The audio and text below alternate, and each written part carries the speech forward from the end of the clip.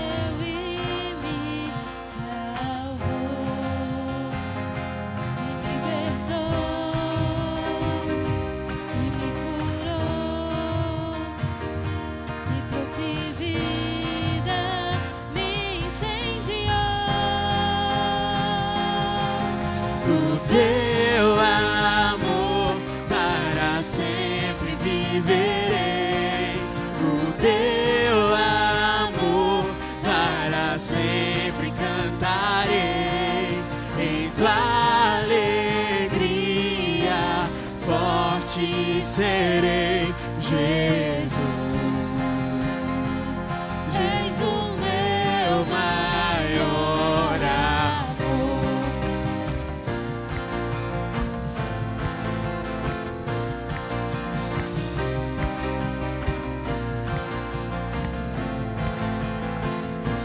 Me atraiu, me alcançou, me constrangeu e me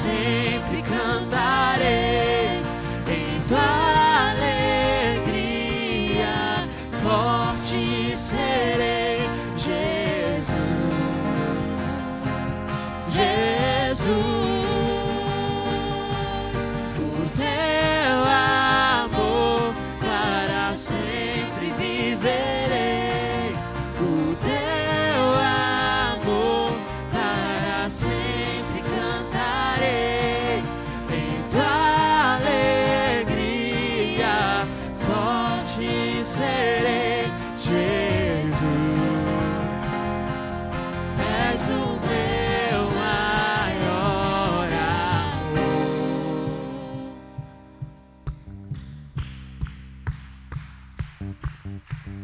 Ao que se assenta no trono e ao Cordeiro seja a honra, a glória e o poder para sempre. Ao que se assenta no trono e ao Cordeiro seja a honra, a glória e o poder para sempre. Ao que se assenta no trono e ao Cordeiro seja a honra, a glória e o poder para sempre. Ao que se assenta no trono e ao Cordeiro seja a honra, a glória e o poder para sempre. O teu amor para sempre viverei. O teu amor para sempre cantarei. Em tua alegria forte serei, Jesus. Jesus.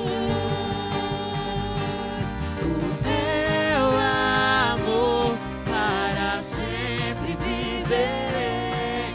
O teu amor para sempre cantarei. Em tua alegria forte serei, Jesus. És o meu maior amor.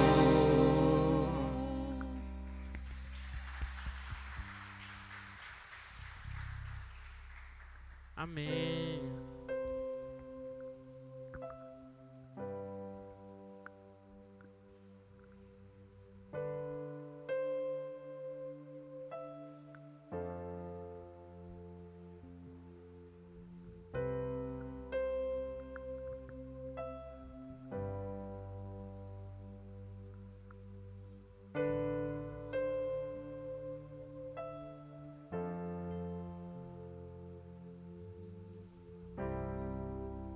O universo chora, o sol se apagou. Ali estava morto o Salvador. Seu corpo lá na cruz, seu sangue derramou. O peso do pecado ele levou.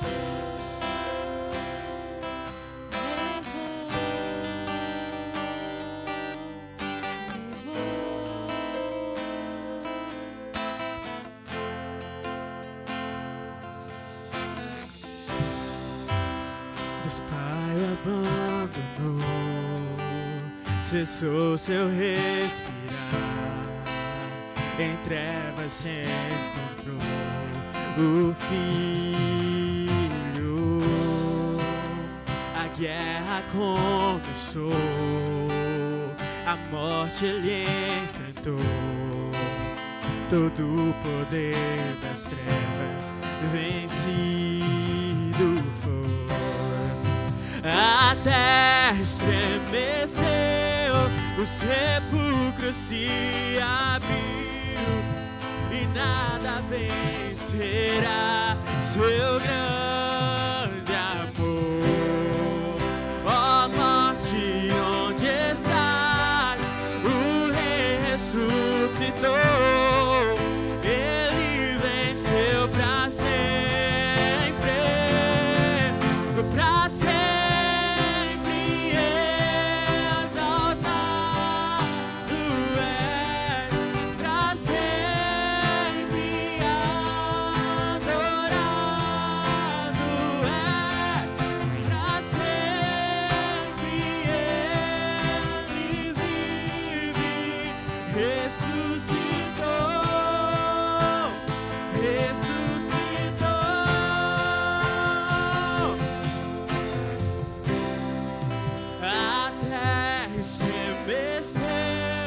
o sepulcro se abriu e nada vencerá seu grande amor.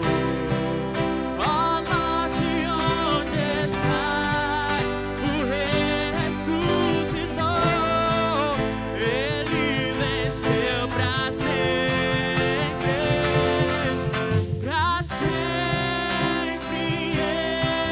exaltado és, pra sempre adorado és, pra sempre Ele vive, ressuscitou, ressuscitou,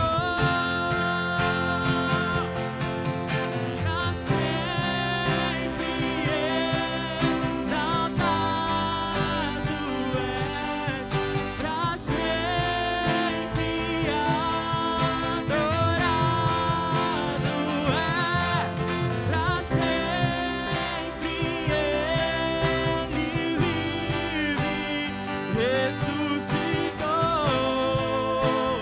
ressuscitou.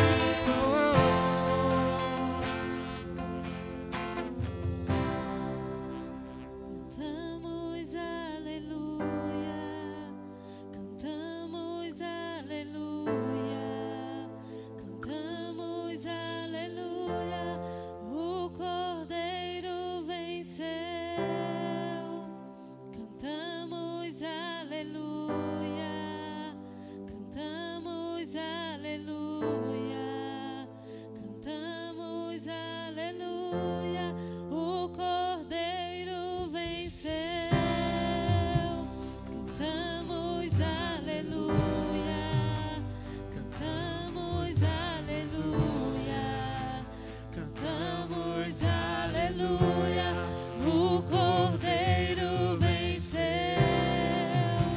Cantamos aleluia, cantamos aleluia, cantamos aleluia, o Cordeiro venceu.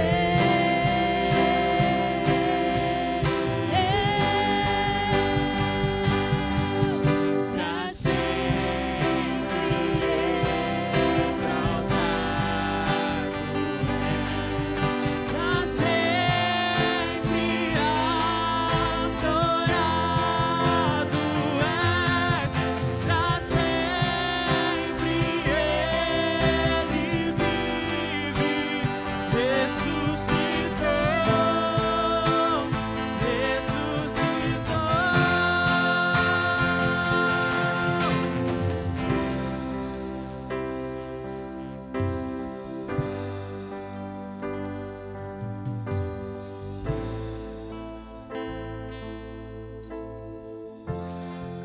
Amém, Senhor.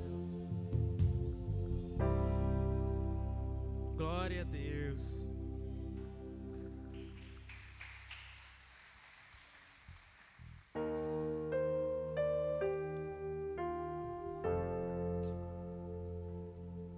Meu irmão, eu convido você a cantar essa próxima música de todo o seu coração. A gente já cantou essa música aqui na igreja várias vezes, então acredito que a igreja conheça a letra. E eu te convido não só a cantar essa música, mas a viver essa música. Se você prestar atenção na letra dela, ela fala sobre alguém que se doou para servir a Jesus. Amém? Estou preparando um caminho, endireitando as veredas, cada vez mais diminuindo, porque importa que Ele cresça e nele o meu prazer está. Eu não sou digno de desatar as suas sandálias. e nele a minha vida está, e eu caminho com a certeza que Ele virá, e é Ele, por Ele que eu estou gastando a minha vida,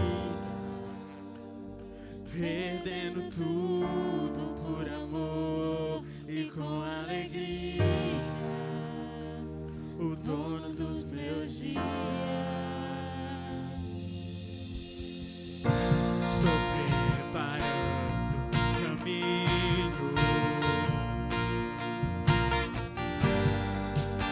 endireitando as veredas, cada vez mais diminuindo, porque importa é que Ele cresça, e nele o meu prazer está. Eu não sou digno de desatar as suas sandálias, e nele a minha vida está, e eu caminho com a certeza que Ele virá, e é Ele, por Ele que eu estou gastando a minha vida, perdendo tudo por amor e com alegria, o dono dos meus dias, e é Ele, por Ele que eu estou gastando a minha vida, perdendo tudo por amor e com alegria, o dono dos meus dias, e Ele virá, soberano em poder, Ele virá, e o governo está nele. Vejam, Ele traz consigo a sua recompensa, e Ele virá, soberano em poder, Ele virá, e o governo está nele. Vejam, Ele traz consigo a sua recompensa, e é Ele, por Ele que eu estou gastando a minha vida, perdendo tudo por amor e com alegria, o dono dos meus dias, e Ele virá, soberano em poder, Ele virá, e o governo está nele. Vejam, Ele traz consigo a sua recompensa, e Ele virá, soberano em poder, Ele virá, e o governo está nele. Vejam, Ele traz consigo a sua recompensa.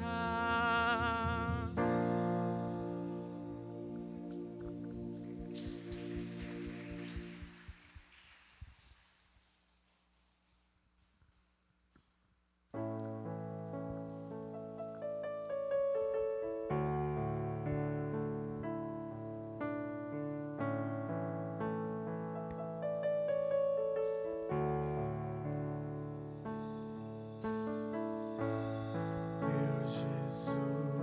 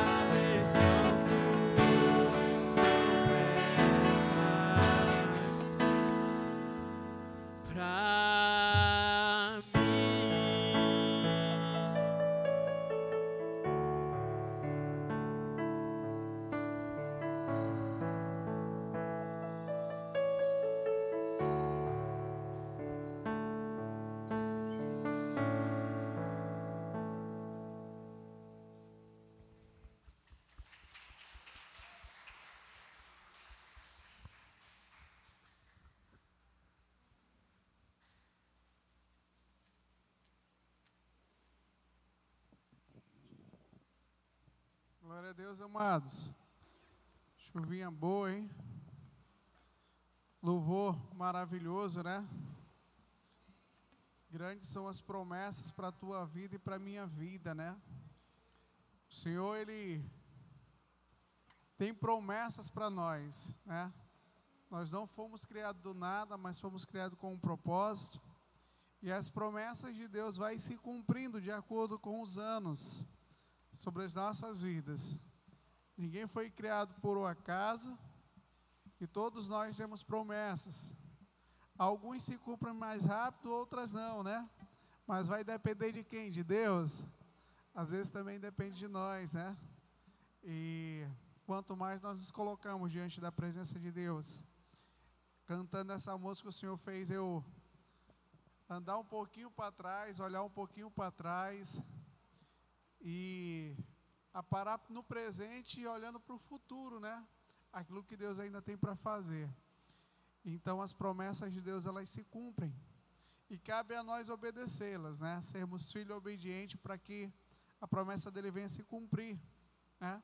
Queria que pedir para vocês, a gente vai falar agora a respeito dos dízimos e ofertas, em 2 Coríntios capítulo 9, puder projetar aqui, ficar mais rápido, né? Até para os irmãos lerem juntos. 2 Coríntios capítulo 9, versos 6 e 7 e 8. Vamos lá?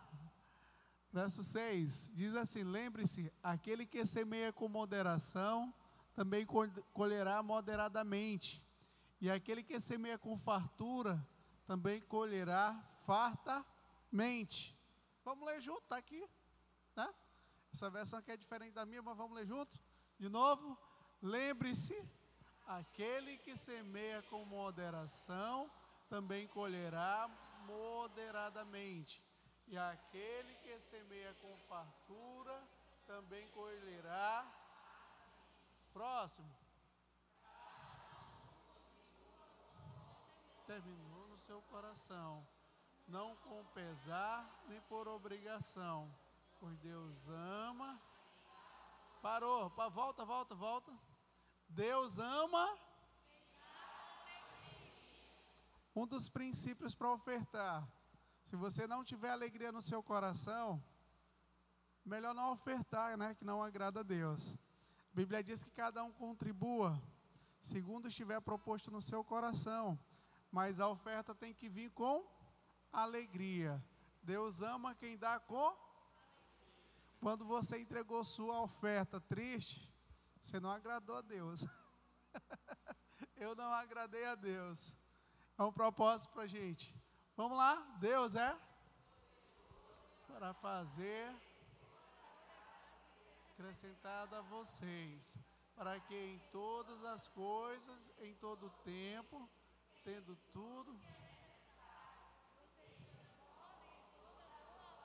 Amém?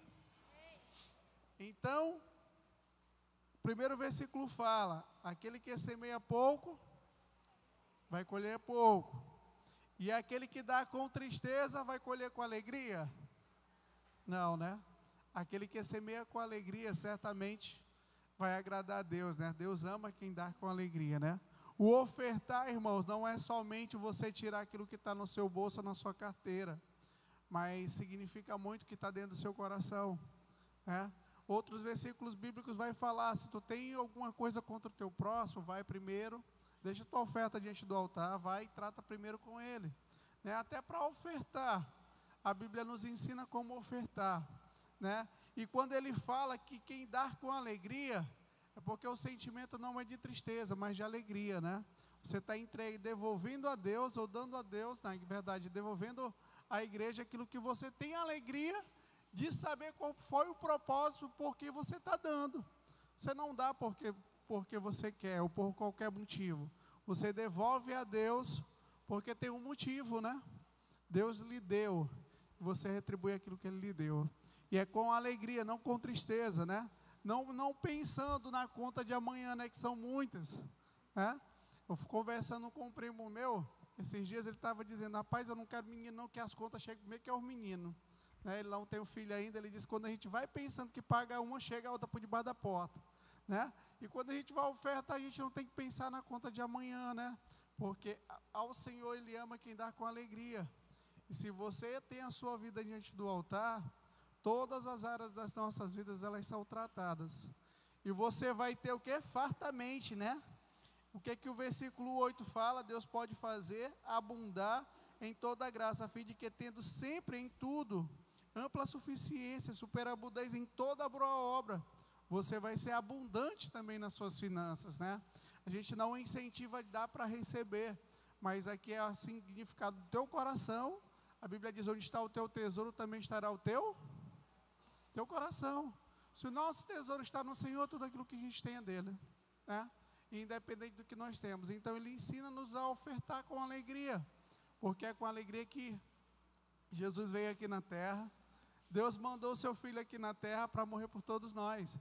E não há valor que nós possamos fazer, não há nada que nós possamos fazer que vai pagar esse preço que Jesus se doou pelas nossas vidas. Não tem preço que nós possamos pagar. Então a Bíblia fala que é com alegria. Por quê? Porque Deus já te deu a salvação, Deus já te deu tudo, né? Você ia para o inferno, hoje você vai para o céu, né? E tem alegria maior do que a alegria da salvação do Senhor para as nossas vidas.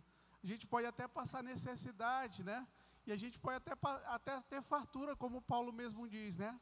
Mas tudo posso naquele que me fortalece. Não são as circunstâncias que vão me impedir de entregar a minha oferta, de entregar a minha vida diante de Deus com alegria.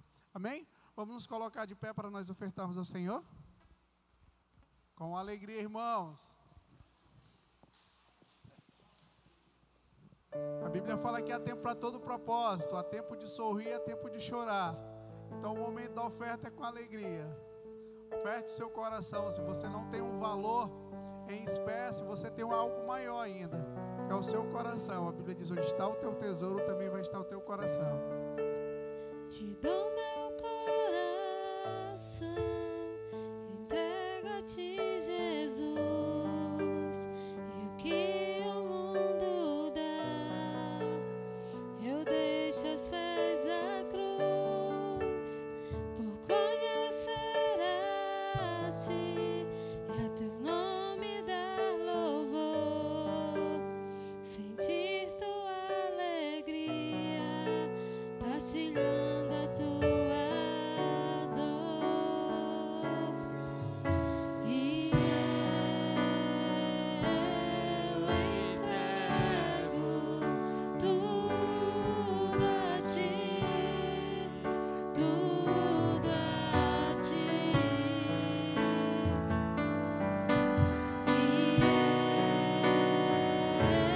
eu entrego tudo a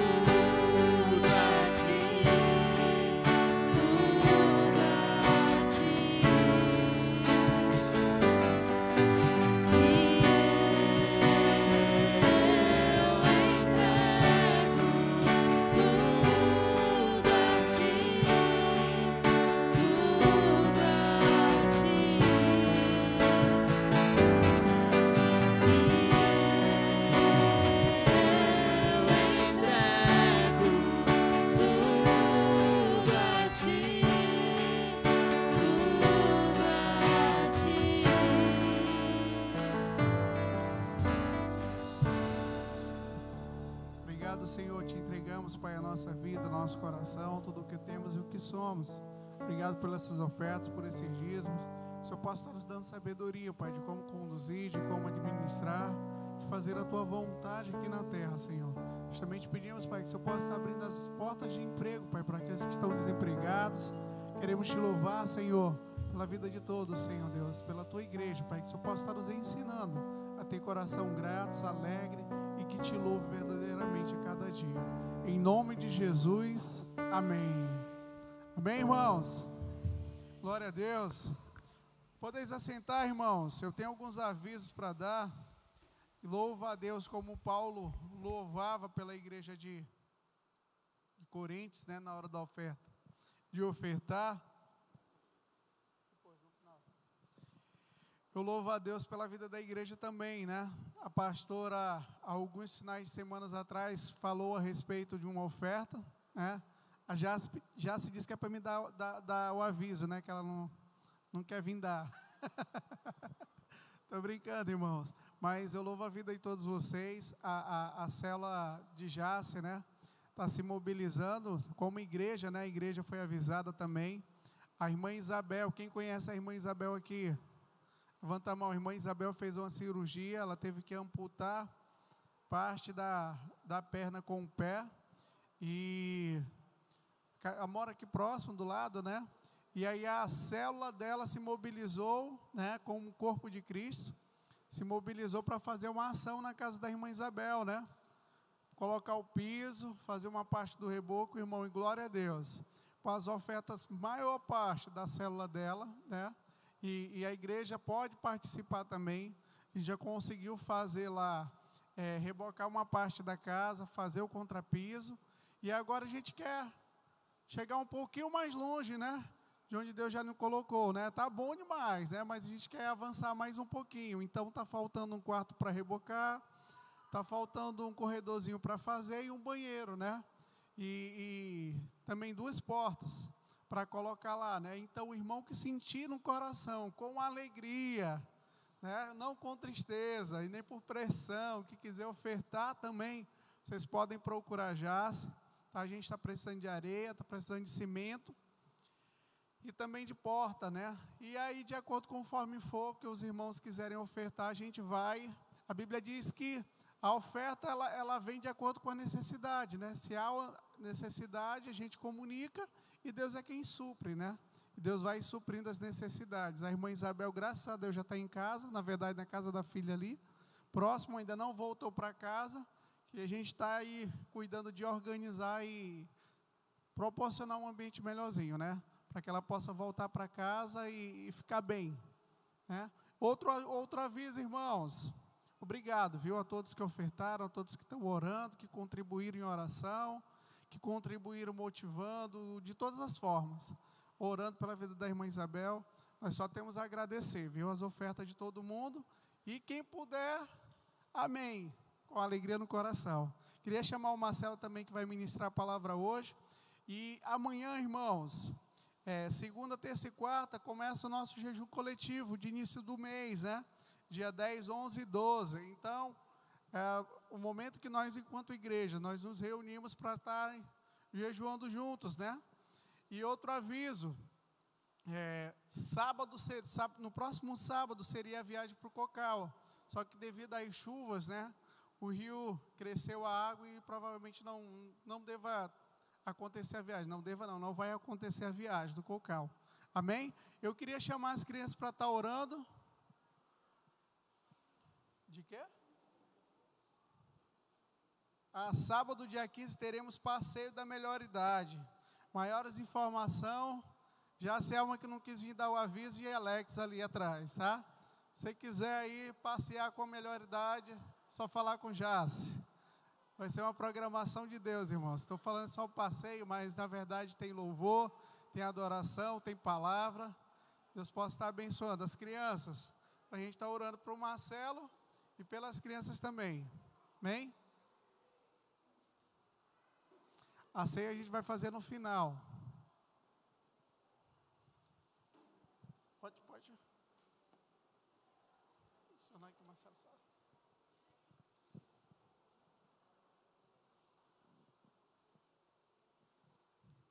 Irmão, se vocês quiserem ficar mais um pouquinho para cá, para frente, quiser ficar próximo dos outros, está frio hoje, viu?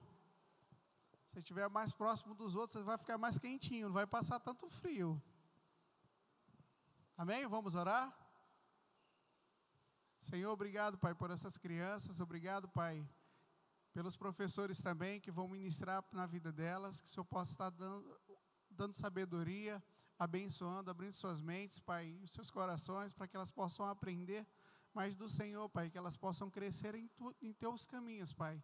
Obrigado pela vida dos pais delas também, que estão ensinando no caminho que devem andar, e que o Senhor possa estar abençoando, para que elas possam crescer em tua presença e permanecer, Senhor. Nós também te apresentamos a vida do Marcelo, a ministração que tu queres falar ao nosso coração essa noite. O Senhor possa estar abençoando, Pai, usando o teu vaso como instrumento em tuas mãos, abençoando também a Nete, o Caleb, a Ação, o Zequinha, Senhor. Que o Senhor possa estar abençoando, Pai, seus familiares, Pai, guardando e protegendo, Senhor. E usa o teu servo, Pai, para a honra e a glória do teu nome. Em nome de Jesus, amém. Amém. Boa noite, irmãos. Graça e paz à Igreja de Jesus. Amém. Enquanto as crianças vão saindo, eu queria que você pegasse sua Bíblia. Abriu-se comigo no Evangelho de Mateus, capítulo 5.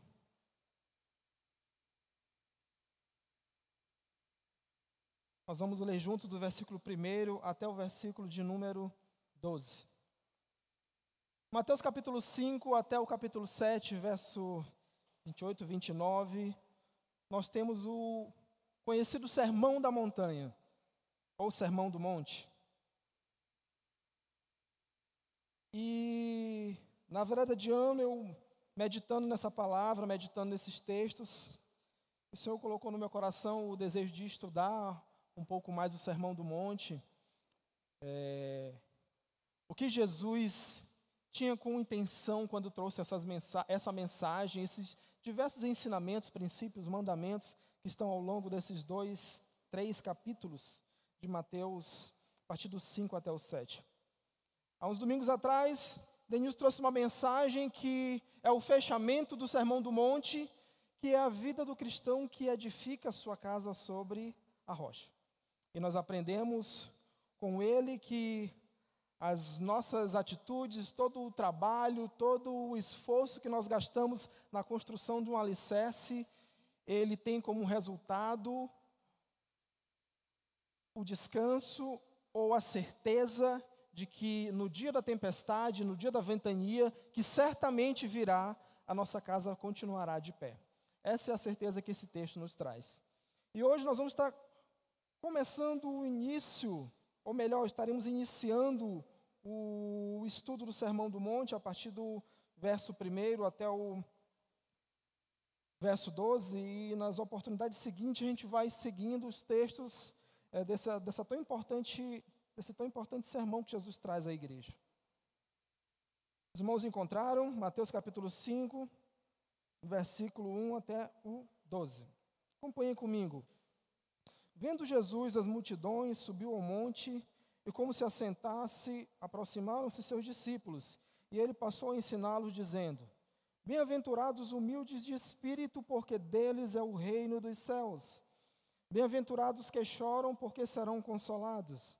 Bem-aventurados mansos, porque herdarão a terra. Bem-aventurados que têm fome e sede de justiça, porque serão fartos. Bem-aventurados misericordiosos, porque alcançarão misericórdia. Bem-aventurados limpos de coração, porque verão a Deus. Verso 9. Bem-aventurado os pacificadores, porque serão chamados filhos de Deus. Bem-aventurado os perseguidos por causa da justiça, porque deles é o reino dos céus. Bem-aventurados sois quando por minha causa vos injuriarem e vos perseguirem, e mentindo disserem todo mal contra vós. Regozijai-vos e exultai, porque é grande é o vosso galardão nos céus, pois assim perseguiram os profetas que vieram antes de vós. Vamos orar. Senhor, obrigado pela tua palavra, Senhor. Obrigado pelos teus ensinamentos, pelas tuas verdades. Obrigado pela forma que ela nos confronta a vivermos uma vida segundo um padrão, não que o mundo estabelece, mas que o Senhor estabeleceu para a sua igreja, Senhor.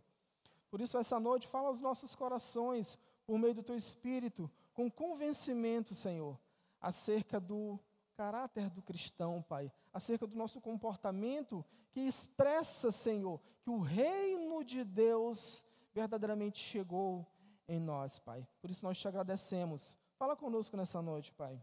Nos usa pela tua graça, em nome de Jesus. Amém. Irmãos, como já falei, Mateus capítulo 5 até o capítulo número 7 trata do Sermão do Monte, Sermão da Montanha. E é onde Jesus traz ensinamentos preciosos que vêm chocar com a cultura, com a ordem social, com a economia que era vivenciado naquela época, porque o governo era de Roma. E quando Jesus traz esses ensinamentos, ele traz um ensinamento totalmente na contramão do mundo, totalmente na contramão daquilo que nós entendemos como a ordem natural, social das coisas. O título dessa mensagem é As Bem-aventuranças, o reino de Deus em mim. Quem gosta de anotar temas, você pode guardar isso. Só para a gente contextualizar, é importante a gente entender o que Jesus está trazendo aqui no Sermão do Monte. No Antigo Testamento, quando Moisés sobe ao Monte da Transfiguração para receber as tábuas da lei, os 10 mandamentos, que em resumo são uma espécie de ponte construída pelo próprio Deus para que o povo andasse na sua vontade. E de fato, pelas próprias mãos do Senhor. A Bíblia diz que foi escrita com o dedo de Deus. Para os judeus, além dos 10 mandamentos que nós conhecemos, eles têm também a Torá, que é a Bíblia judaica, que ela traz, além dos 10 mandamentos, ela traz 613 preceitos que estão espalhados pelo Pentateuco, que são os primeiros 5 livros da Bíblia que foram escritos por Moisés. Gênesis, Êxodo, Levíticos, Número e Deuteronômio. 613 princípios, preceitos, melhor dizendo, regras de conduta, desde o comportamento no culto até a forma de se sentar à mesa em seus lares, em nossos lares para comer. Para eles, esses mandamentos e preceitos estabelecidos por Deus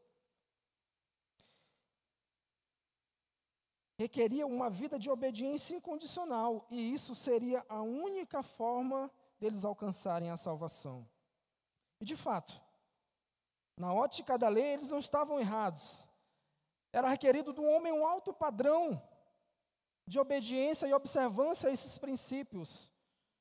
Nós vemos diversas vezes no Antigo Testamento pessoas sendo fulminadas apenas porque mentiram, ou apenas porque tocaram em algo que não deviam tocar.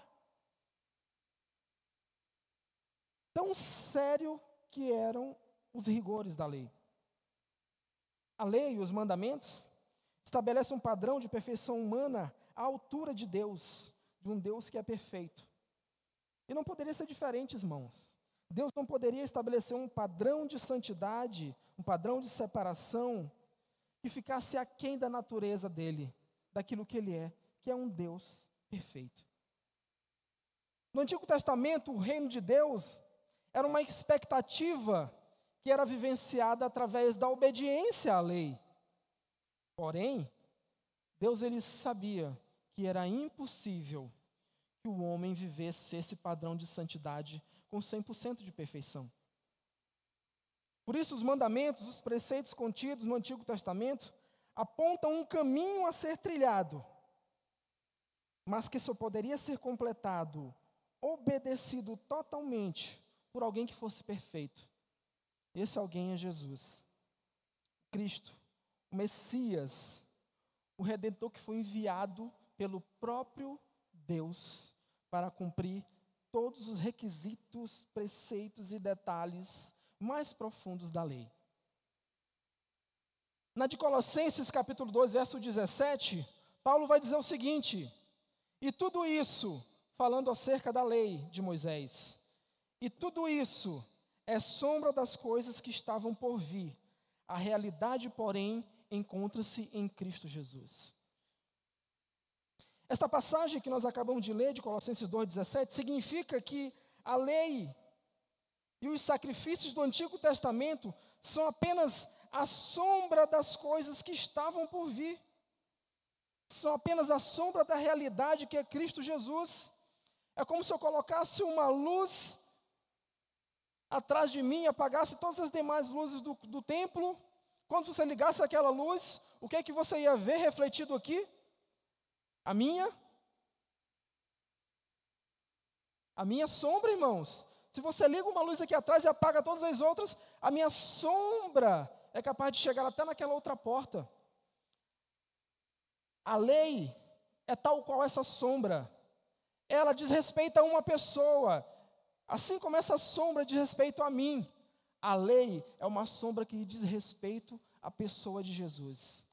Por isso Paulo vai dizer que tudo isso é sombra das coisas que estavam por vir. A realidade, porém, agora é Cristo Jesus. Jesus, ele cumpre a lei do Antigo Testamento e nos dá a nova aliança no seu nome. E é interessante que quando nós oramos, nós declaramos em nome de Jesus, amém. Irmãos, isso não é um jargão cultural, não é algo que foi passado de geração em geração, que nós fazemos de forma comum, que é um fechamento de qualquer oração. Nós fazemos isso porque nós entendemos que repousa sobre Jesus toda a autoridade, todo o poder, nele foram completas todas as coisas. Por isso nós oramos e declaramos em nome de Jesus, amém? O Velho Testamento, ele contém centenas de profecias acerca de Jesus, muitas das quais estão relacionadas àquilo que foi cumprido na sua morte e ressurreição. O profeta Isaías, no capítulo 53, verso 4, anote isso para você refletir depois, o profeta, ele vai falar o seguinte, acerca de coisas futuras. Ele tomou sobre si as nossas enfermidades e as nossas dores levou sobre si.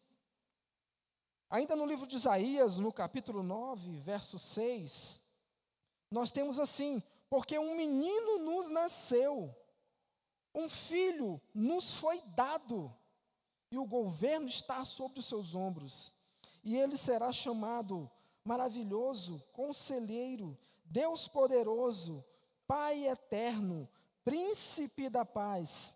E ele estenderá o seu domínio e haverá paz sem fim. Sobre o trono de Davi, sobre o seu reino, estabelecido e mantido com justiça e retidão, desde agora e para sempre. Irmãos, o zelo do Senhor dos Exércitos fez isso conosco. Mas apesar de tudo que nós lemos do cumprimento cabal de Jesus no tocante à lei, Jesus, ele não veio para revogar a lei, como nós acreditamos ou pensamos, e nem tampouco para diminuir o padrão de santidade que Deus exigia na lei. Jesus, ele toma o lugar de Adão. Jesus recebe na própria carne o peso da doença que se chama pecado, se faz escravo por todos nós. E Isaías diz isso no capítulo 53, verso 4, quando nós falamos há pouco. E quando ele tomou sobre si as nossas enfermidades e as nossas dores levou sobre si. Por isso, por essa atitude, por essa ação da parte de Deus, que mediante graça entrega seu Filho.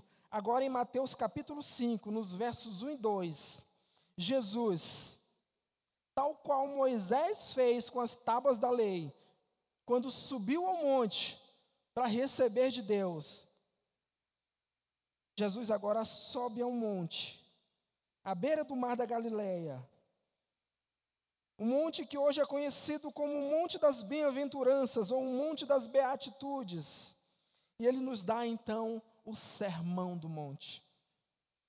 E agora é uma espécie de tábua da nova aliança.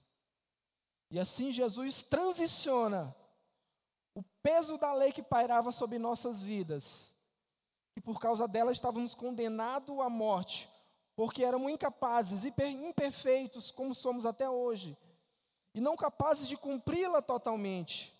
Ele assume o nosso lugar. E enquanto cordeiro perfeito, sem mácula, ele cumpre todos os requisitos da lei. E por isso ele pode estabelecer um tempo de nova aliança.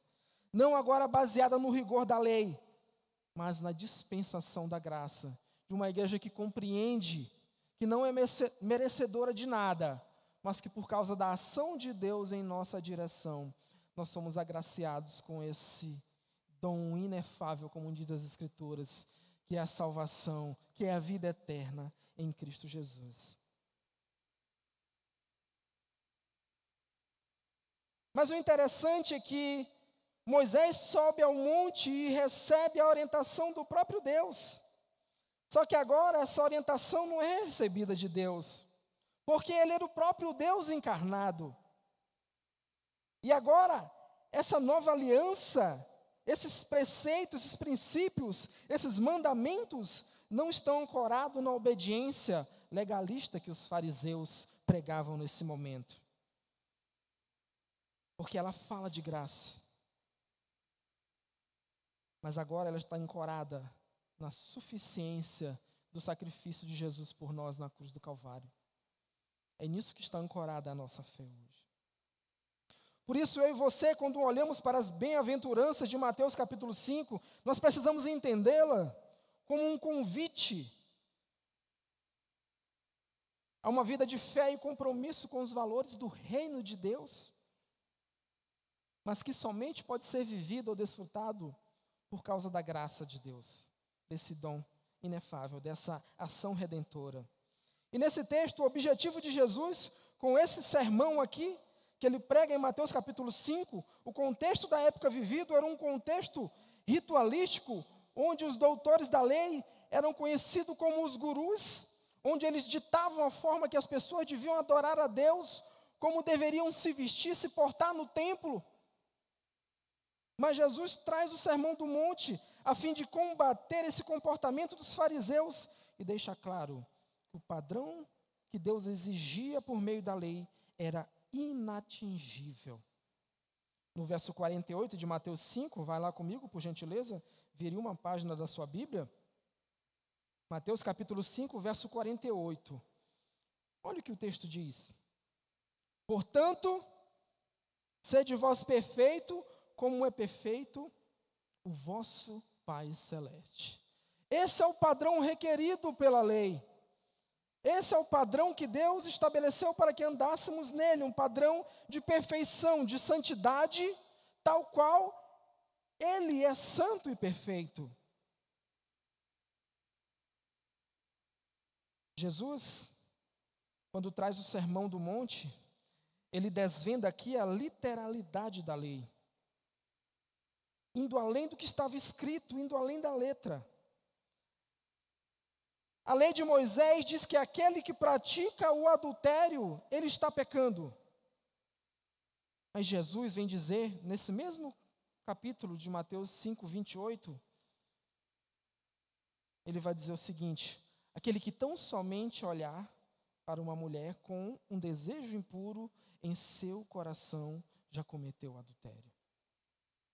Jesus, ele dá clareza à lei, ele coloca um holofote não sobre a letra, mas sobre as razões do nosso coração, sobre a intenção do nosso coração. Jesus não diminui a eficácia da lei, mas com isso ele declara a sua insuficiência de nos conduzir à salvação. A lei, ela exigiu um padrão tão alto que o resultado da lei em nossas vidas era a morte, a condenação eterna. A lei, por si só, ela era insuficiente para nos conduzir à salvação, porque ninguém podia cumpri-la. O irmão de Jesus vai escrever a epístola de Tiago no capítulo 2, verso 10, anote isso. O irmão de Jesus vai dizer o seguinte: porque qualquer que guardar toda a lei, mas tropeçar em um só ponto, tornou-se culpado de toda a lei.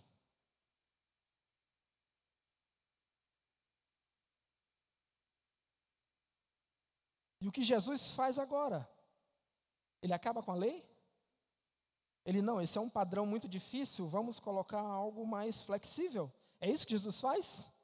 Não, irmãos, muito pelo contrário. Jesus, ele eleva o padrão.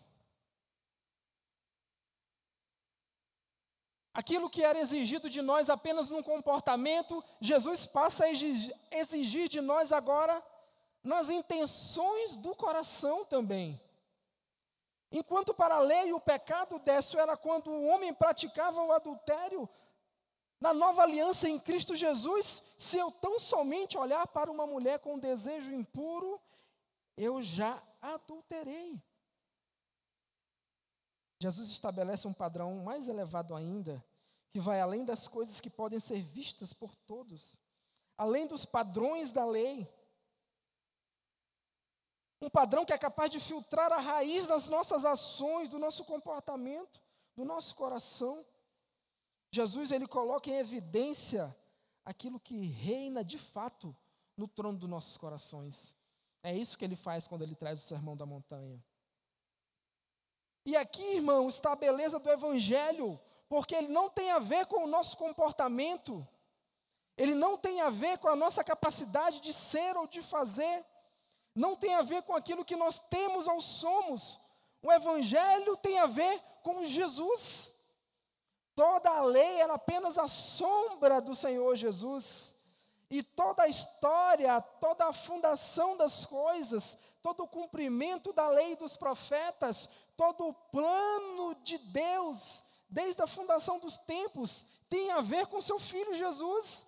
Nunca teve a ver com a nossa capacidade de ser ou fazer alguma coisa.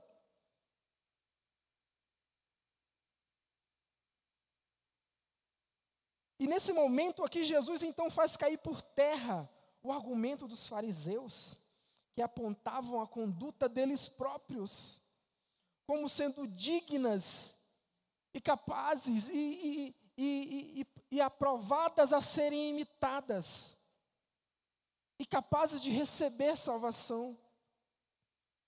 Vocês lembram a parábola do fariseu e do publicano? Quando o fariseu ele sobe num local alto para ser visto por todos, e ele ora: Senhor, muito obrigado, porque eu não sou como esses pecadores. Não, eu sou diferente. Eu guardo os mandamentos. Lembra do comportamento do jovem rico? Senhor, eu sou cumpridor de tudo. E agora o que é que eu tenho que fazer? Essas pessoas, quando se deparam com um padrão estabelecido por Jesus, que é o padrão de um novo homem, que é nascido da água e do Espírito, que é um nascimento que vem de dentro para fora, como está lá em Marcos capítulo 4, quando Jesus traz uma parábola acerca do reino de Deus. Ele vai dizer que o reino de Deus é semelhante a uma semente que um lavrador lança em terra, e ele vai para sua casa dormir, e quando ele acorda, já tem um broto. E ele não sabe como aquilo aconteceu, mas com o tempo aquele broto vai crescer, vai se tornar uma bela árvore e vai dar frutos.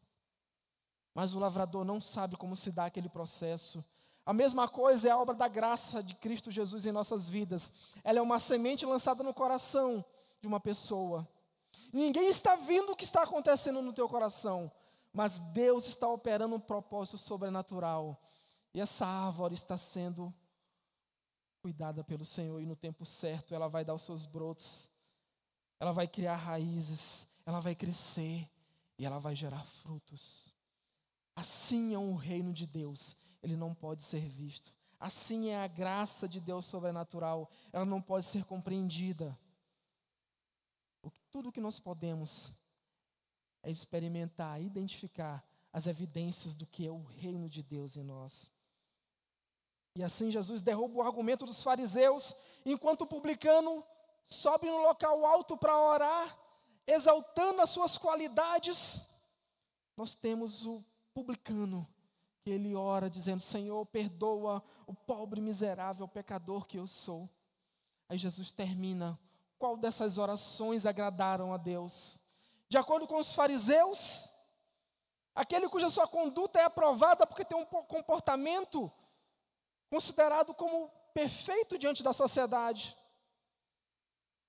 Mas diante do Senhor, é aquele que tem um coração quebrantado e reconhece que é pobre e miserável, que é o pior dos pecadores. E quando chega na presença de Deus, se coloca na condição que de fato é um pobre, miserável e pecador, que é o que nós somos.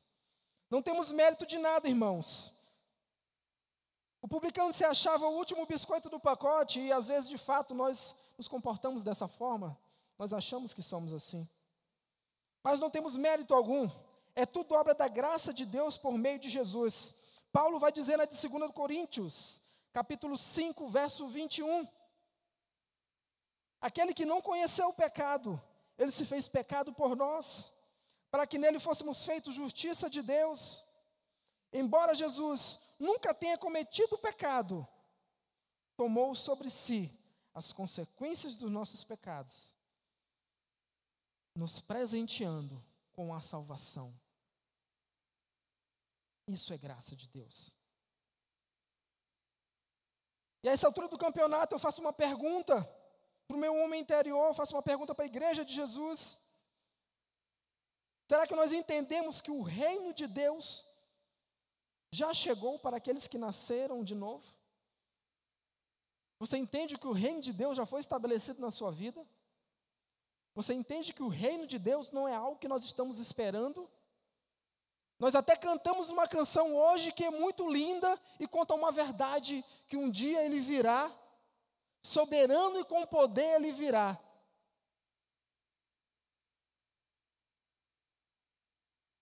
Mas ele virá para cumprir todas as coisas, para resgatar a sua igreja e levar para uma vida de eternidade. Mas a vitória do Senhor Jesus sobre o pecado já foi estabelecida e cumprida na cruz do Calvário. O governo de Deus, o governo do Senhor Jesus, já foi estabelecido naquele dia. Naquele dia, na cruz do Calvário, se cumpre Isaías 53, se cumpre Isaías 9. Sobre ele foi colocado todo o governo, toda a autoridade, todo o domínio. O Senhor Jesus hoje está sentado à direita de Deus Pai Todo-Poderoso, reinando, intercedendo por mim e por você.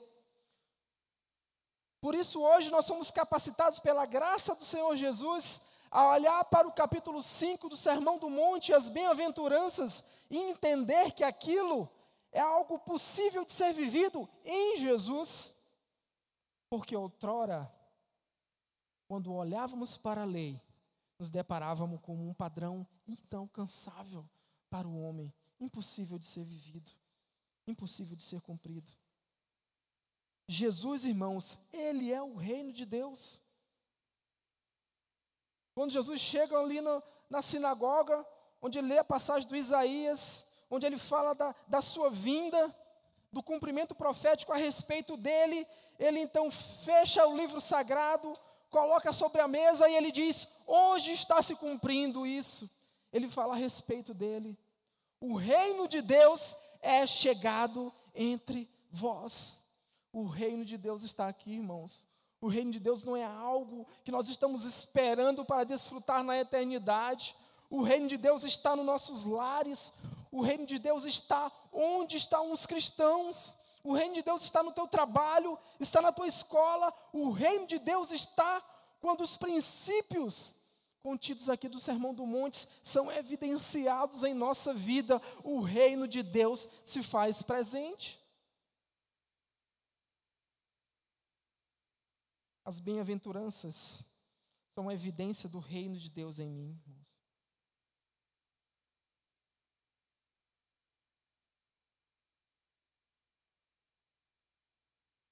Os ensinamentos das bem-aventuranças chocam com os valores do mundo. Assim como a cultura romana da época, hoje não é diferente, né? O mundo continua valorizando o poder, continua valorizando a riqueza, o sucesso. Porém, Jesus nos diz que Jesus nos diz que bem-aventurados são os pobres de espírito. Bem-aventurados são os que choram. Bem-aventurados são os mansos. Bem-aventurados são os que sofrem perseguição. Tem alguma coisa errada com a ótica humana. Nós enxergamos e mensuramos as coisas diferentes de Deus. Deus não nos olha de fora para dentro. Deus olha o ser humano de dentro para fora. E eu não estou aqui exaltando a cultura da precariedade, ou da miserabilidade, ou pobreza. Falo pobreza de questões materiais. Mas eu quero abrir os nossos olhos para que esse não é o padrão de Deus estabelecido para a igreja. Apesar da graça comum também ser derramada sobre a igreja, e Deus nos capacita, ou nos abençoa, com coisas além daquilo que nós precisamos ou merecemos. Deus faz isso. Mas não é isso que Deus promete por meio da sua palavra. Quando nós oramos a oração que Jesus deixou, Ele disse: o pão nosso de cada dia nos dai hoje. E aquele vídeo que tu postou foi um bálsamo no meu coração, quando eu ouvi aquilo ali. Não sei se eu lembro o título do vídeo, mas é mais ou menos assim, né? O que nos chateia? A gente fica curioso, né? Com o que o cara vai falar, né? Aí ele traz um pedaço da bem-aventurança, falando sobre humildade e mansidão. Ele diz que o que chateia um homem são as expectativas que ele gera com aquilo que ele quer, com aquilo que ele não pode, da forma que ele reage, como ele responde. Essa é a ótica do mundo. É a lupa do mundo sobre as coisas, mas a lupa de Deus são essas contidas nas bem-aventuranças. As bem-aventuranças desafiam as normas sociais e nos convidam a refletir sobre a verdadeira felicidade. Todas as beatitudes, as bem-aventuranças citadas por Jesus, elas começam com um termo comum: bem-aventurados. Essa palavra é do hebraico Macarios. Eu só trago isso porque ela tem um significado importante. Essa palavra, o radical dela, maqui, quer dizer algo demorado, constante, quase que perene, que se mantém ao longo do tempo, ao mesmo tempo que ela significa felizes. Ou seja, significa uma felicidade que vai além de um evento, de uma ação, de um momento, de um encontro, de um evento, de um show, de uma festa. É uma alegria que permanece na vida do cristão, independente do momento que ele esteja vivendo ou passando. Quando nós compreendemos o significado de bem-aventurados, que é algo muito além do que simplesmente alguém que sorri, mas é alguém que tem uma felicidade que é fruto de uma graça sobrenatural, que nos capacita a termos essa alegria especial, que promove em nós uma satisfação, um contentamento, que mesmo quando precisamos ter uma atitude de humildade, mesmo quando precisamos chorar de arrependimento, mesmo quando somos perseguidos, injustiçados, caluniados, nós podemos nos sentir bem-aventurados, felizes.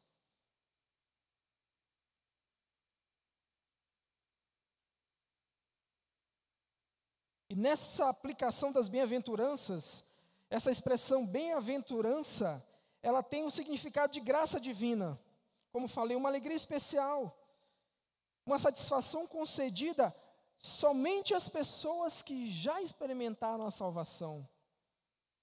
As bem-aventuranças não é uma palavra lançada ao vento. Ela tem um destinatário específico, ela tem um endereço, é o coração daquele que é nascido de novo. E aí então nós podemos chegar no verso 3, onde ele diz: bem-aventurados os pobres de espírito, porque deles é o reino dos céus. Isso significa que nós precisamos entender a necessidade que nós temos de Deus.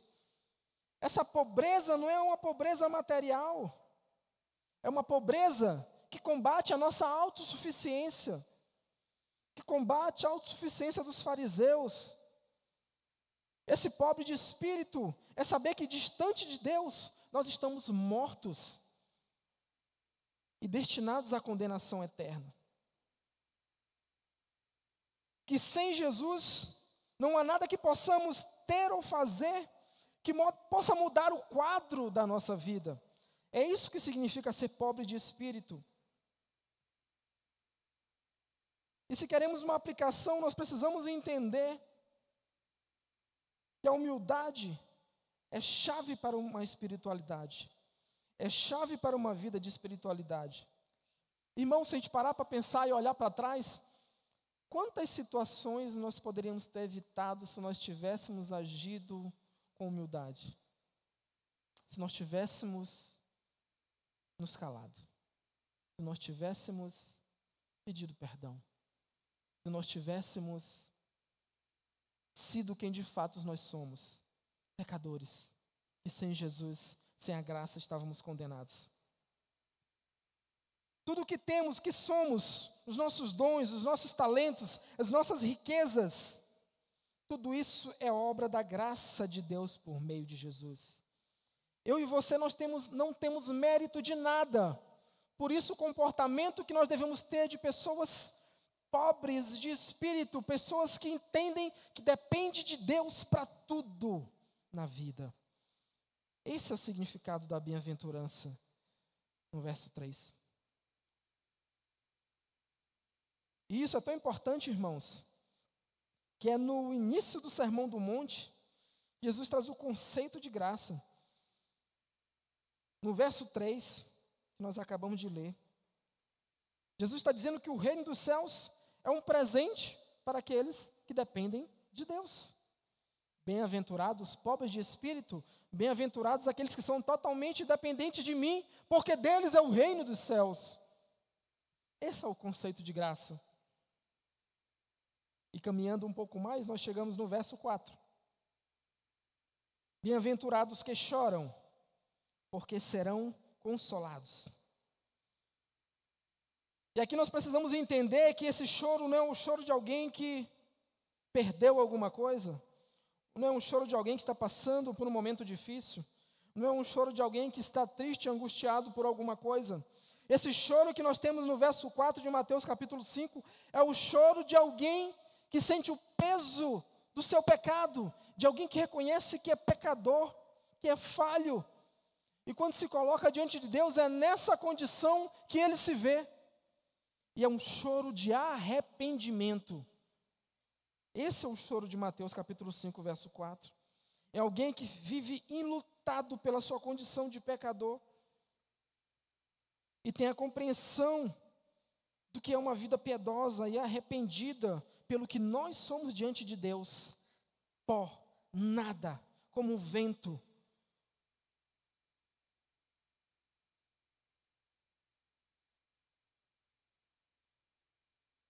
E o texto diz que aqueles que choram serão consolados, e de fato, o consolo oferecido aqui é o perdão pelo pecado e a salvação por meio da graça que já nos alcançou. Entenda, quando você chora pelo peso do seu pecado, o consolo já veio pela obra redentora de Cristo. E é por causa dela que você tem essa sensação de que pecou e desagradou a Deus. Isso é uma evidência do reino de Deus em você. Um cristão que nasceu de novo.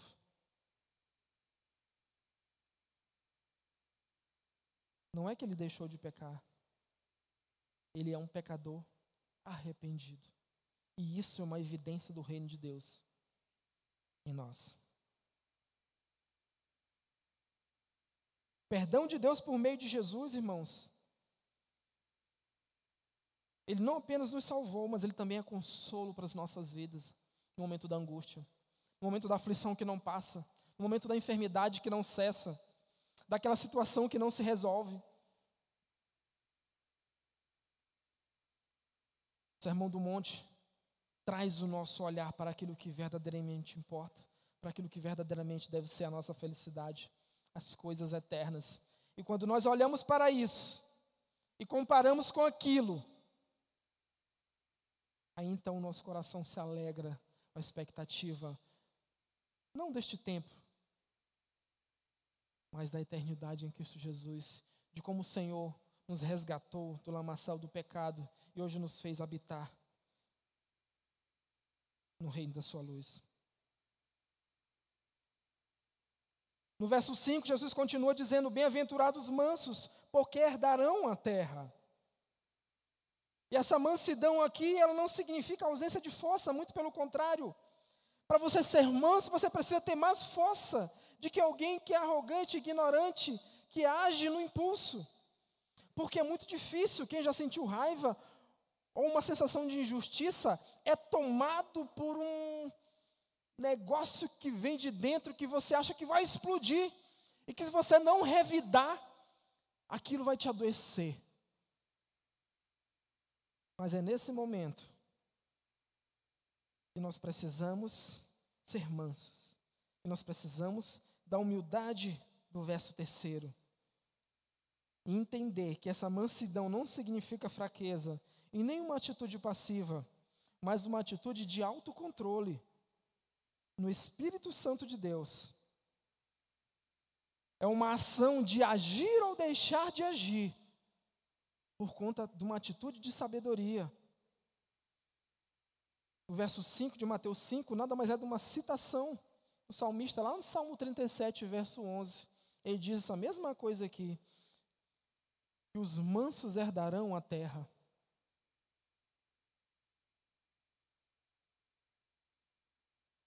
Continuando no verso 6, Jesus vai dizer o seguinte agora, ainda no Sermão do Monte. Bem-aventurados que têm fome e sede de justiça, porque serão fartos. Irmãos, vocês percebem como as bem-aventuranças, elas estabelecem um padrão alto, muito mais elevado do que o padrão da lei.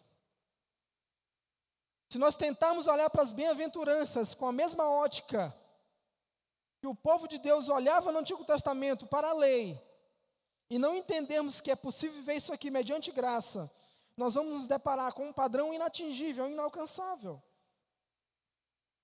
Bem-aventurados que têm fome e sede de justiça, porque serão fartos. Se nós olharmos apenas para a letra da lei, nós somos levados como os fariseus a queremos estabelecer a nossa própria justiça, a nossa própria forma de fazer as coisas. E esse verso 6, ele expressa o desejo de justiça e retidão. Ele combate com força a hipocrisia dos fariseus, que estabeleciam uma justiça própria deles. Estabeleciam uma justiça própria, perdão. A exemplo do que nós, às vezes, fazemos também nas nossas relações.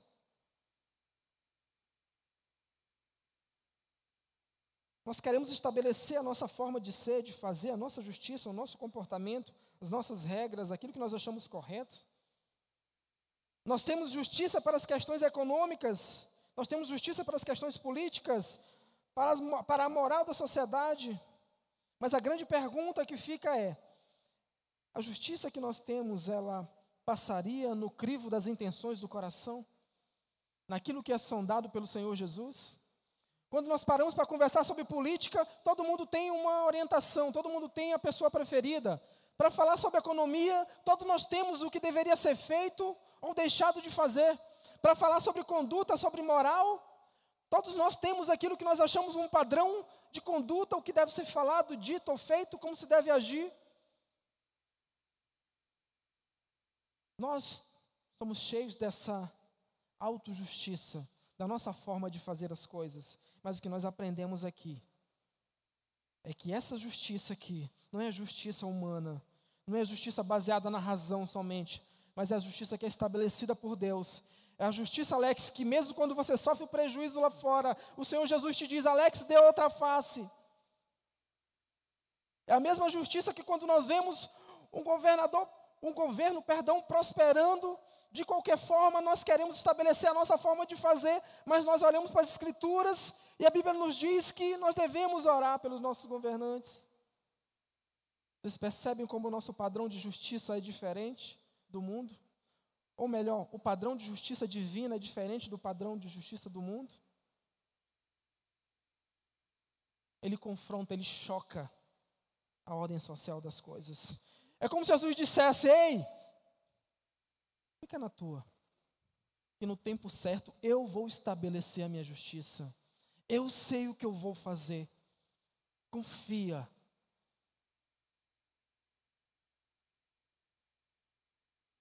E o verso 6 nos dá a oportunidade de sermos agentes de mudança em um mundo injusto, que busca seus próprios interesses nas relações do dia a dia.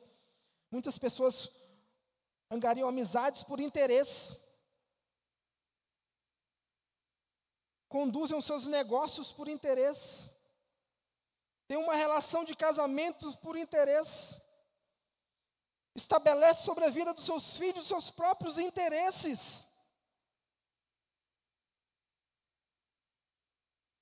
Precisamos aprender e entender que a nossa justiça não serve para Deus.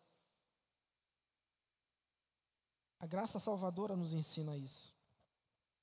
No verso 7, Jesus continua então, ele diz: bem-aventurados os misericordiosos, porque alcançarão misericórdia. E aqui misericórdia é a palavra compaixão mesmo.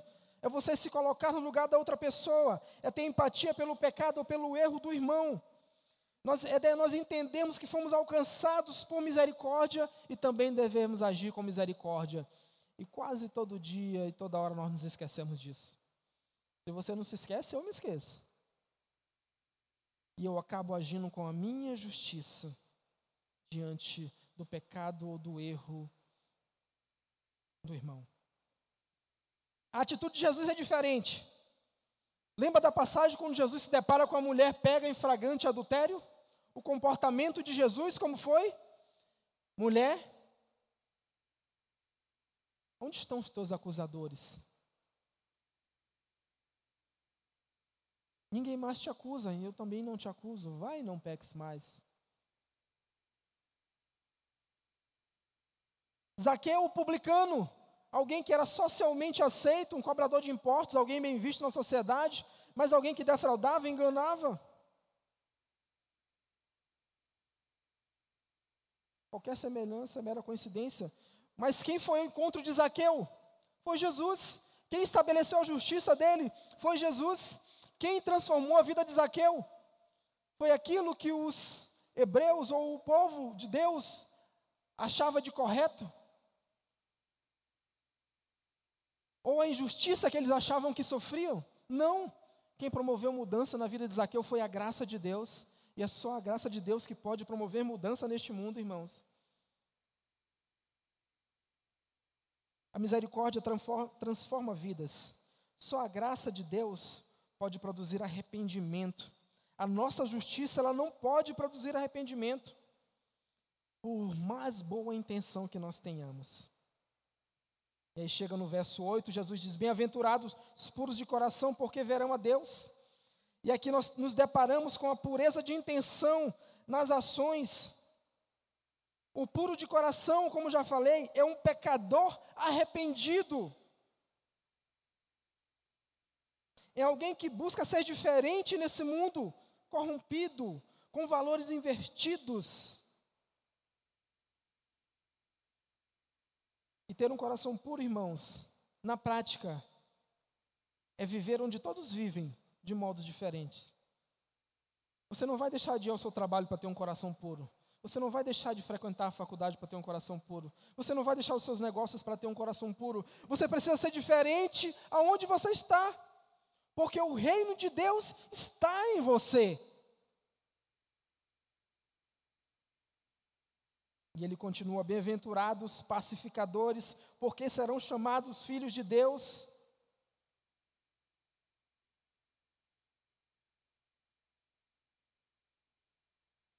Nós precisamos entender que nós temos um papel de ser promotores da paz.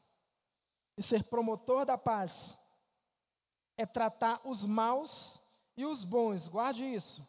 É tratar os maus e os bons com a mesma dose de amor. E isso não é fácil, meus irmãos. No mesmo capítulo 5, no verso 43 a 47, quando Jesus vai falar de amor ao próximo, acompanhe isso comigo, do verso 43 ao 47 de Mateus capítulo 5. Ele vai dizer o seguinte: ouvistes o que foi dito, amarás o teu próximo e odiarás o teu inimigo. Isso dizia a lei. Agora, olha o que Jesus diz, a partir do verso 24. Eu, porém, vos digo, amai os vossos inimigos e orai pelos que vos perseguem, para que vos torneis filhos do vosso Pai Celeste. Porque ele faz nascer o sol sobre bons e sobre maus, e vira a chuva sobre justos e injustos. Porque se amardes os que vos amam, que recompensa tendes? Não fazem os publicanos também a mesma coisa? E se saudardes somente os vossos irmãos, que fazeis demais? Não fazem os gentios também o mesmo? Portanto, sede vós perfeitos, como perfeito é o vosso Pai. Ser pacificadores é dispensar a mesma dose de amor aos bons e aos maus. E isso não é fácil, é um exercício de disciplina espiritual, irmãos. Não é fácil para ninguém. No verso 10, bem-aventurados que sofrem perseguição por causa da justiça, porque deles é o reino dos céus. Nós somos conclamados no verso de número 10, a exercer e a permanecer, a ter coragem de permanecermos firmes na fé. Na carta de 1 Pedro, no capítulo 4, anote isso, a partir do verso 12, o apóstolo Pedro vai dizer assim: amados, não estranheis a ardente prova que vem sobre vós para vos tentar, como se coisa estranha vos acontecesse. Mas alegrai-vos no fato de serdes participantes das aflições de Cristo, para que também na revelação da sua glória vos regozijais e alegreis. Se pelo nome de Cristo sois vituperados, ou seja, injustiçados, censurados, calados, bem-aventurados sois, porque sobre vós, diga assim, sobre mim, repita comigo, sobre mim, repousa o Espírito da glória de Deus. Quanto a eles, aqueles que caluniam, que injustiçam, que promovem injustiça, que censuram, quanto a eles, é Ele. Quanto a eles, é Ele sim blasfemado, mas quanto a vós, é glorificados. Ou seja, nos lábios deles, nos lábios do mundo, Jesus é caluniado, censurado, tido como louco, mas no lábio da igreja do Senhor Jesus, Ele é glorificado, porque as bem-aventuranças são a evidência do reino de Deus em nós. E já concluindo, eu queria chamar os irmãos do louvor, se tiverem aí, a gente cantar aquela canção que eu falei aqui na hora da palavra, né, sobre o reino de Deus, né? E eu já vou encerrar, estou no último versículo, e logo após o pastor Renato conduzirá o momento da ceia do Senhor. Nós precisamos entender que as bem-aventuranças nos convidam a um momento de comunhão que só é vivida por aqueles que experimentaram a graça do Senhor, experimentaram as bem-aventuranças não por conta da sua capacidade natural, pelaquilo que você é, pela sua capacidade, mas porque entenderam que não possuem mérito de nada, que é tudo obra do nosso Senhor Jesus. Fica de pé comigo em nome de Jesus, enquanto eu leio o último versículo.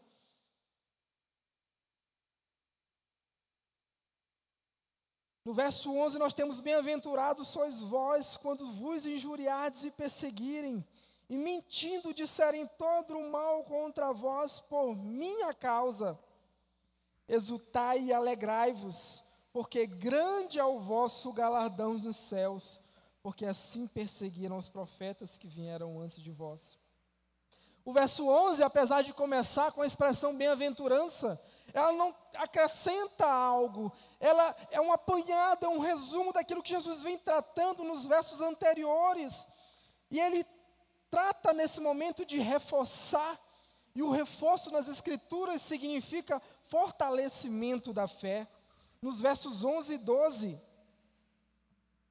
nós somos chamados a entender que tudo, irmãos, repita comigo assim, ó, tudo que eu tenho passado, tudo que eu tenho vivido, tudo, glória a Deus, seja sofrimento, seja dor, seja situação econômica, seja injustiça, seja perseguição, doença, angústia, incerteza, nós podemos crer na promessa de felicidade plena na eternidade com Cristo Jesus.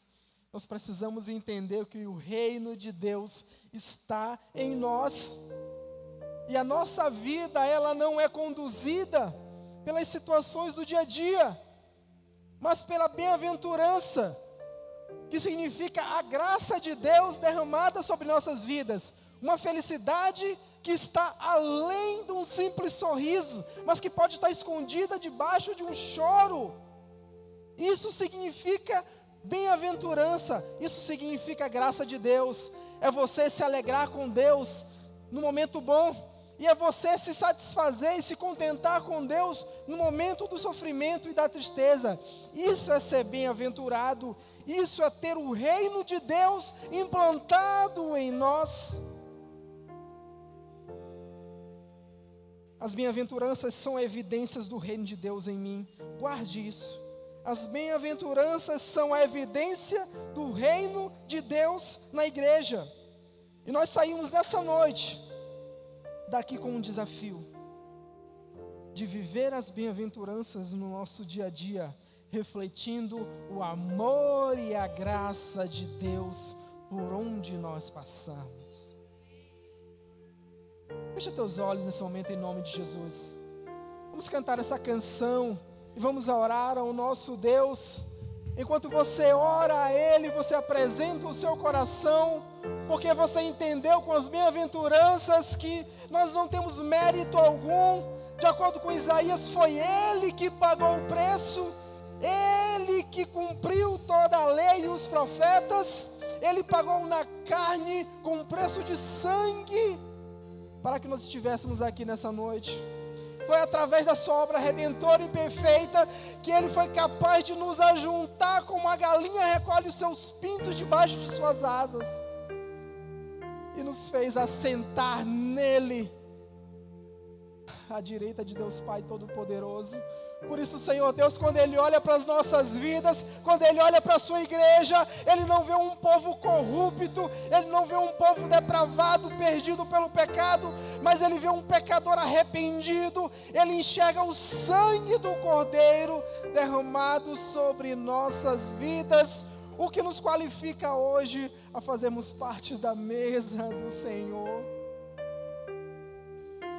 E é por isso que nós nos colocamos diante dela nessa noite, não como pessoas que têm mérito, não como pessoas que entendem que são merecedoras, mas como pessoas que entenderam e receberam a graça de Deus, e que o reino de Deus habita em nós, o reino de Deus habita em mim.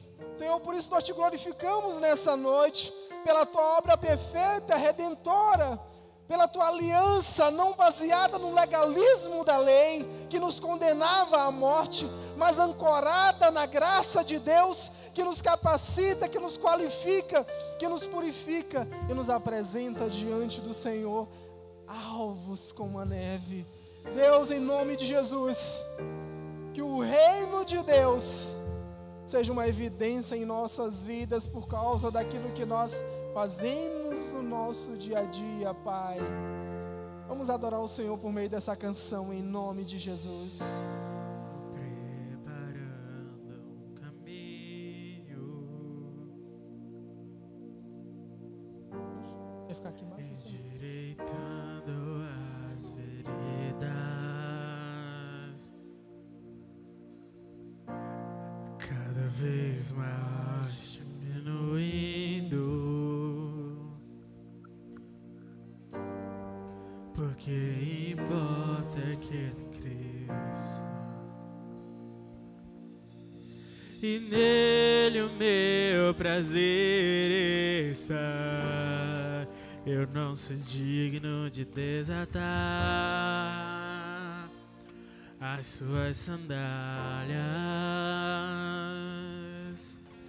e nele a minha vida está. E eu caminho com a certeza que Ele virá e é Ele, por Ele que eu estou gastando a minha vida, perdendo tudo por amor e com alegria, o dono dos meus dias. Estou preparando um caminho, endireitando as veredas, cada vez mais diminuindo, porque importa é que e nele o meu prazer está. Eu não sou digno de desatar as suas sandálias, e nele a minha vida está, e eu caminho com a certeza que Ele virá. E é Ele, por Ele que eu estou gastando a minha vida, perdendo tudo por amor e com alegria, o dono dos meus dias. E é Ele, estou gastando a minha vida, perdendo tudo por amor e com alegria, o dono dos meus dias, e Ele virá, soberano em poder, Ele virá. O governo está nele, vejam, Ele traz consigo a sua recompensa, e Ele virá, soberano em poder, Ele virá, e o governo está nele, vejam, Ele traz consigo a sua recompensa, e é Ele, por Ele que eu estou gastando a minha vida, perdendo tudo por amor e com alegria, o dono dos meus dias, e Ele virá, soberano em poder, Ele virá, e o governo está nele, vejam, Ele traz consigo a sua recompensa.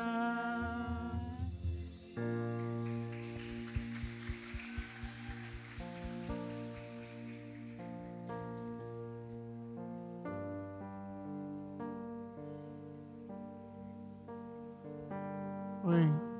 Essa música que acabamos de cantar, ela fala a respeito da vida do Senhor, da promessa que Ele tem feito para as nossas vidas, né? Ele virá, né? Soberano e para sempre Ele virá cumprir aquilo que Ele prometeu, né? Em 1 Coríntios capítulo 11, do verso 23 ao 26, vai falar a respeito das instruções na ceia do Senhor. Pessoal que vão ajudar aqui na ceia, por favor, vai falar a respeito da instrução, daquilo que nós devemos fazer, né? Quanto a essa vinda do Senhor. Nós temos uma promessa, essa promessa ela está se cumprindo, né? Ele vai vir, E a ceia representa justamente isso para as nossas vidas, né? Se nós olharmos para trás, nós vamos ver de onde Jesus nos tirou e onde Ele nos colocou hoje, né? O ato que Jesus fez, que Deus realizou através de Jesus aqui na terra, de trazer o seu Filho ao mundo, para morrer por nós, pelos nossos pecados, para se entregar pela morte, qual Ele não teve culpa, mas pela minha culpa e pela sua culpa, pelo nosso pecado, Jesus morreu. E Ele fez uma promessa, que não nos deixariam órfãos, mas Ele enviaria o Consolador. Mas essa promessa não se finda aí. Ele diz mais, né? Todas as vezes que comerdes ou que beberdes deste cálice, anunciai a morte do Senhor até que Ele venha. Jesus virá, vem buscar a sua igreja, vem me buscar, vem buscar você.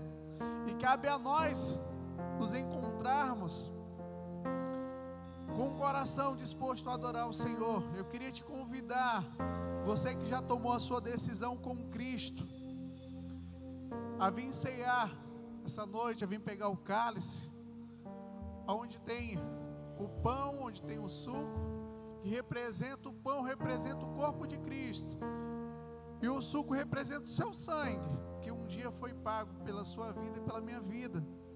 E Paulo dá instrução: todas as vezes que comerdes ou que beberdes desse cálice, anunciai a morte do Senhor até que Ele venha. No verso 23, ele fala assim: porque recebi do Senhor o que também vos entreguei.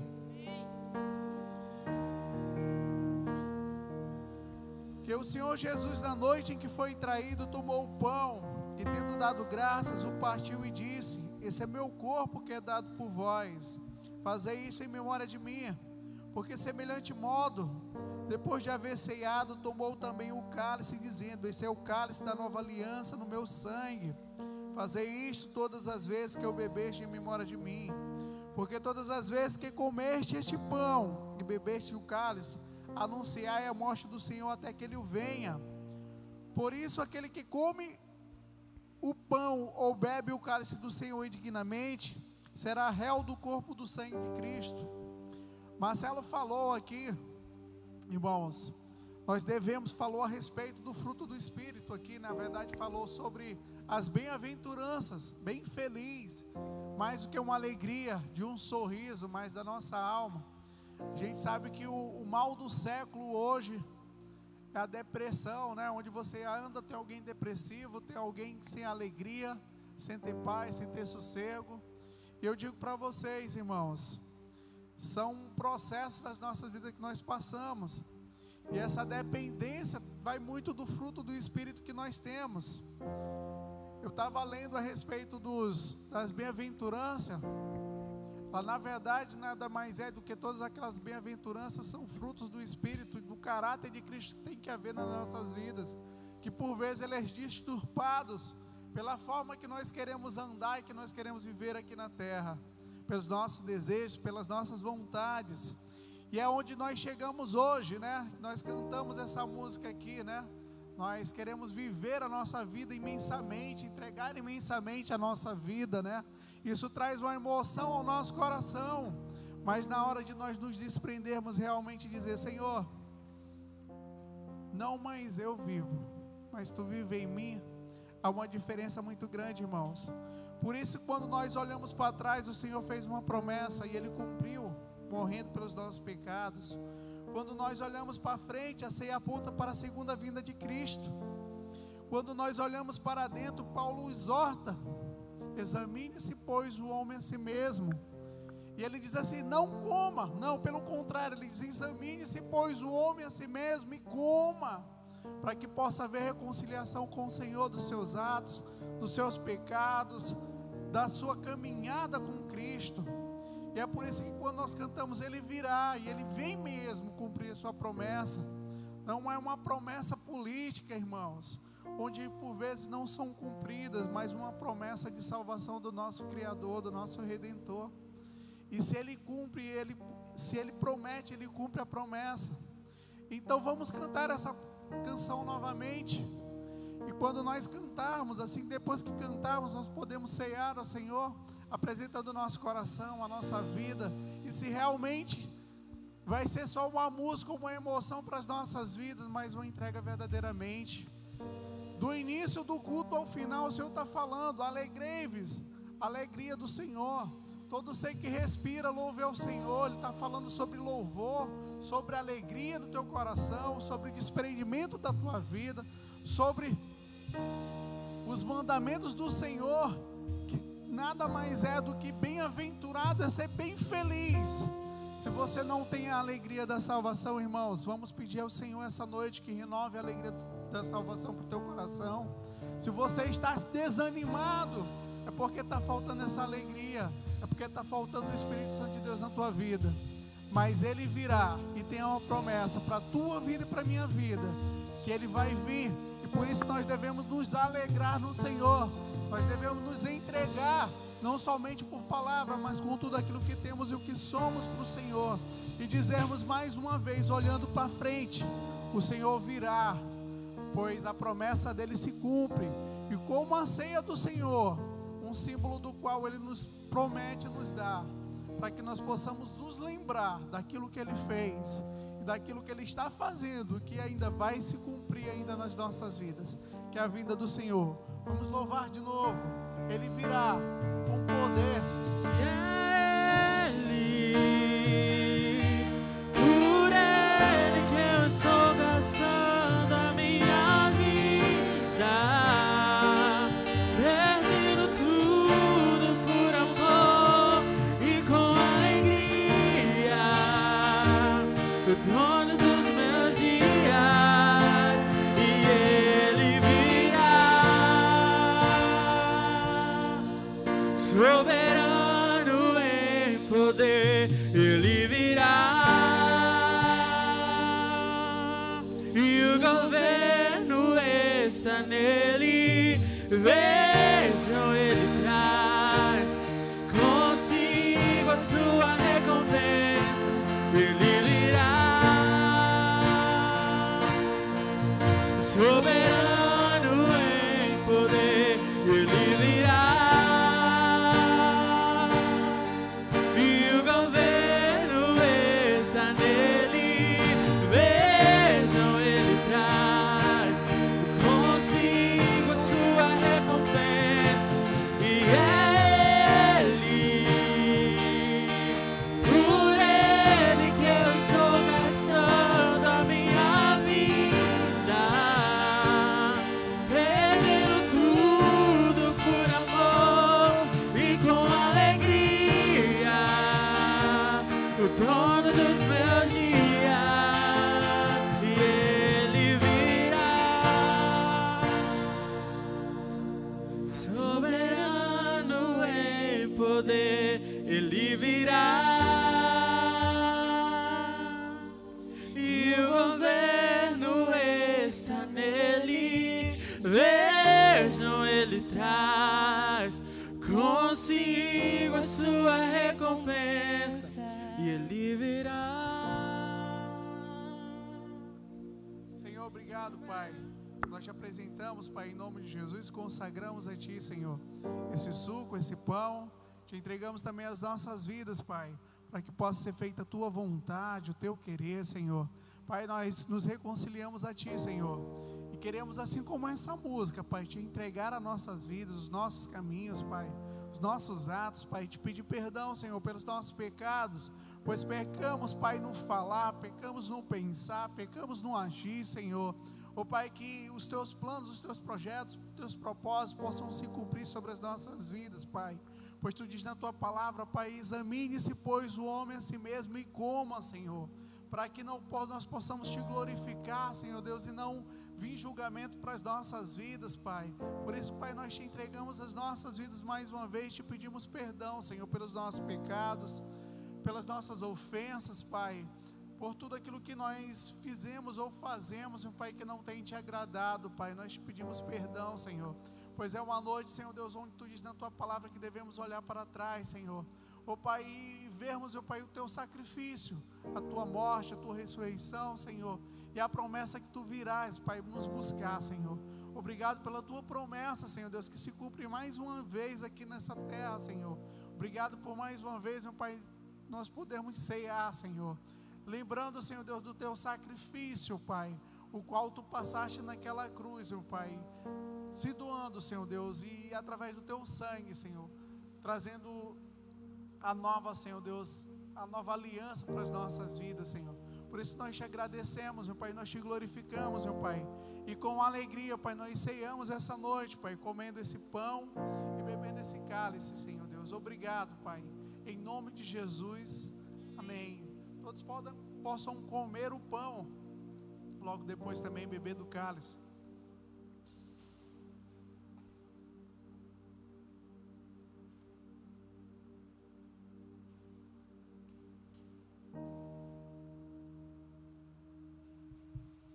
Obrigado, Senhor, pois Tu és Deus fiel, Senhor. Não nos deixa do jeito que nós estamos, mas sempre renova as nossas forças, nos dá ânimo, Senhor Deus, quando nós estamos cansados. Nós queremos Te louvar essa noite, Senhor, pelas Tuas recompensas, Pai, pelas Tuas promessas que Tu tem cumprido a cada dia sobre a Tua igreja, Pai.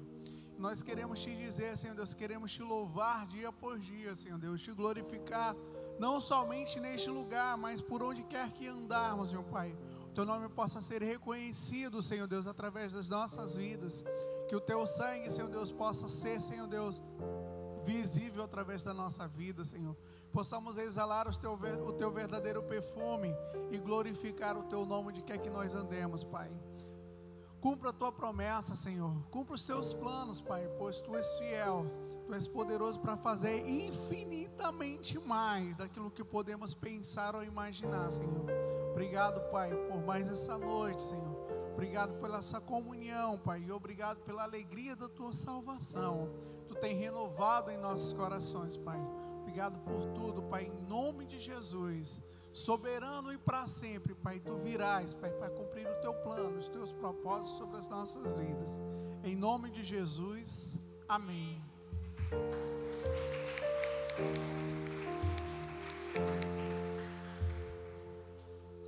Bem, irmãos, glória a Deus, né?